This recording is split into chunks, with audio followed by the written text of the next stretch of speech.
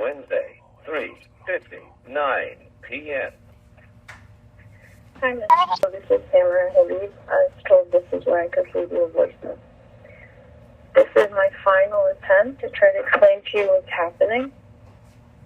And after this, whatever you decide, there's going to be a path that moves forward and there's going to be no rule in the world back. So let's take it back to square one. Attorneys have an ethical duty to report their clients when they make threats. And if the attorney does not report their client, the attorney will be held liable. They could lose their license. Several things can happen.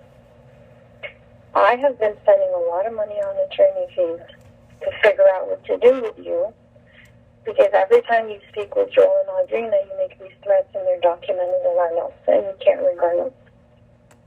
So in order to protect you from us having to report you, Joel chose to withdraw to protect you. And then you will be protected by the attorney-client privilege. Because if any of this stuff comes out to light, you'll never be able to see your son again. You have decided to publicize your dispute with us on a public website, on other public comments. That tears down the attorney-client privilege.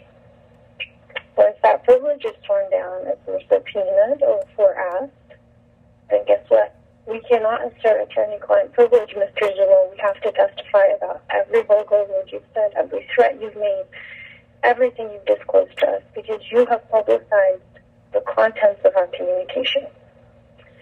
And maybe you don't understand that sometimes it takes extreme measures to protect somebody from themselves.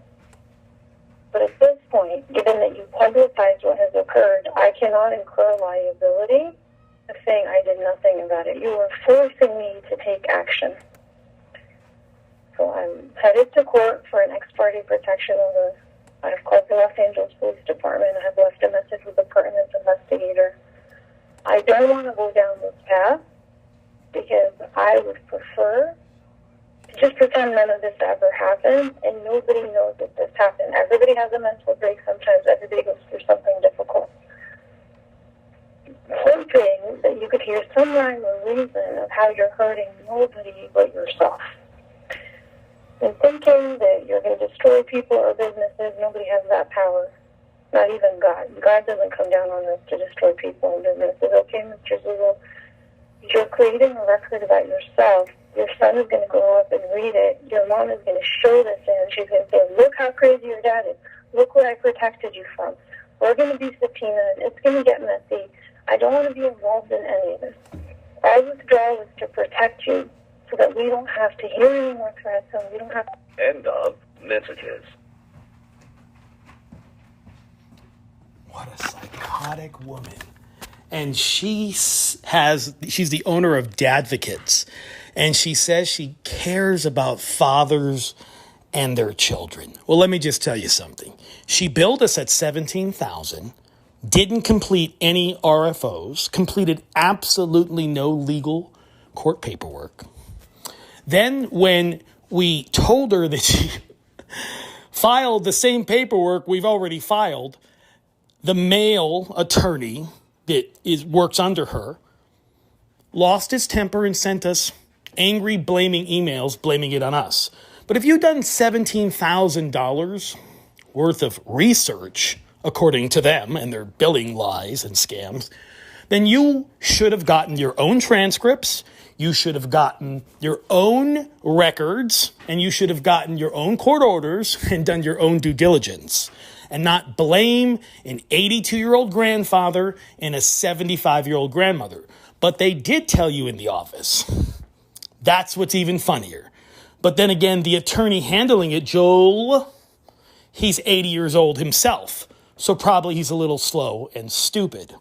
Then this vindictive woman, because we got mad at them and called them stupid, they dropped themselves from the case, fabricated the lie of threats. They have an insane problem because we built a website. It's all about my family law case and everyone that I interact with about this case.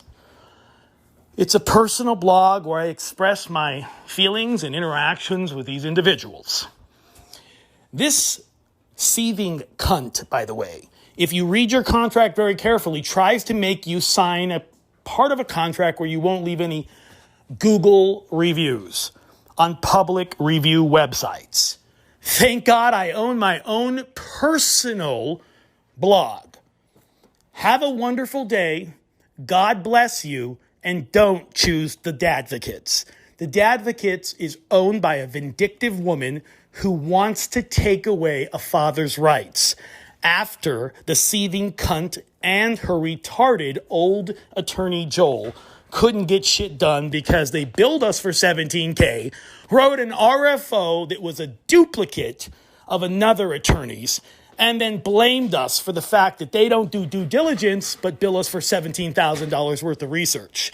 The Dadvocates is based in Woodland Hills and Colorado. Make sure you pay attention to all the one-star reviews on the Colorado listing. She's one hell of a cunt.